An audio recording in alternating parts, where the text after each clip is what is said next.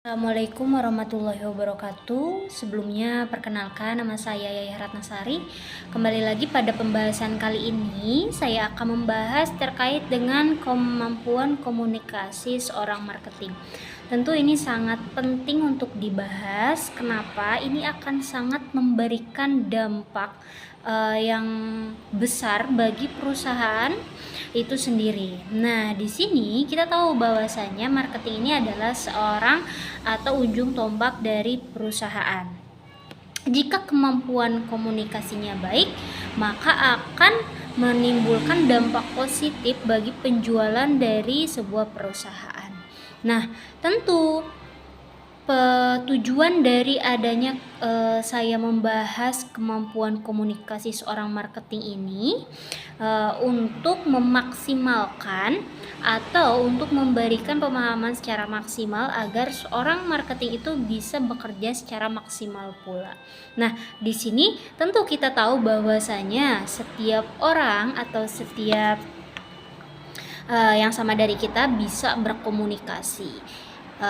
Dalam artian tidak sulit untuk berkomunikasi, namun memang berbeda konteksnya ketika berkomunikasi secara pribadi ataupun berkomunikasi ketika kita menjual suatu produk agar dapat menarik perhatian dari calon konsumen kita.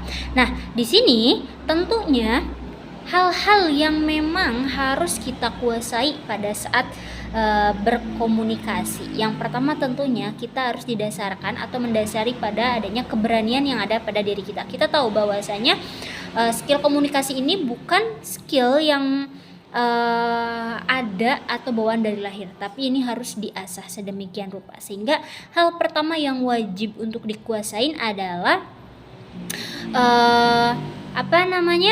untuk memberanikan diri bertemu dengan orang yang berbeda setiap hari, bertemu dengan orang yang memiliki karakter masing-masing, dengan adanya penolakan, hinaan, cacian dan lain sebagainya.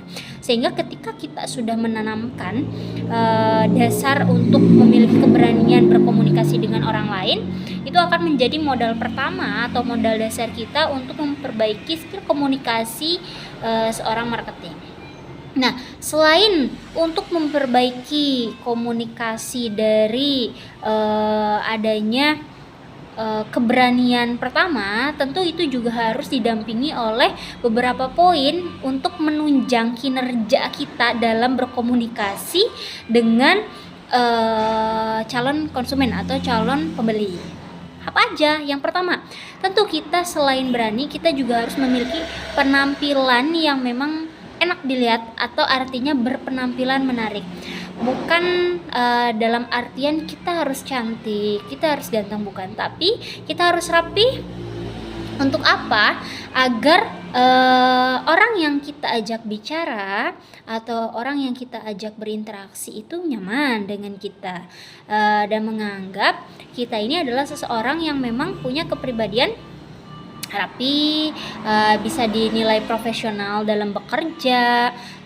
Selanjutnya mereka lebih percaya kepada kita, ada trust antara calon konsumen dengan kita. Nah, selain itu tentunya harus juga dibarengi dengan adanya strategi yang kita buat. Ketika misal kita ingin berkomunikasi dengan orang yang introvert atau extrovert, itu harus memiliki plan-plan atau strategi-strategi yang memang harus kita kuasai terlebih dahulu. Nah, itu untuk apa? Bertujuan untuk memudahkan kita bagaimana cara menghadapi komunikasi dengan yang akan kita tuju atau calon konsumen yang akan kita tawarkan produk kita. Selain ini, apalagi tentunya kita harus juga kreatif, terus kita juga harus cepat belajar. Artinya apa? Ketika ada pertanyaan yang memang di luar dari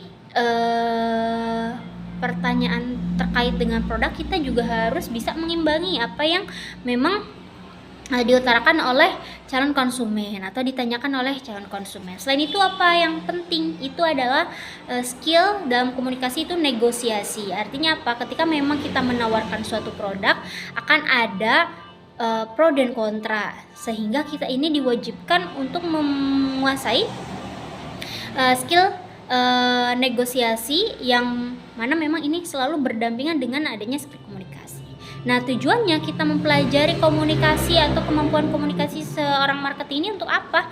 Memang tujuannya memberikan dampak besar bagi penjualan perusahaan, baik itu dari segi market dan lain sebagainya.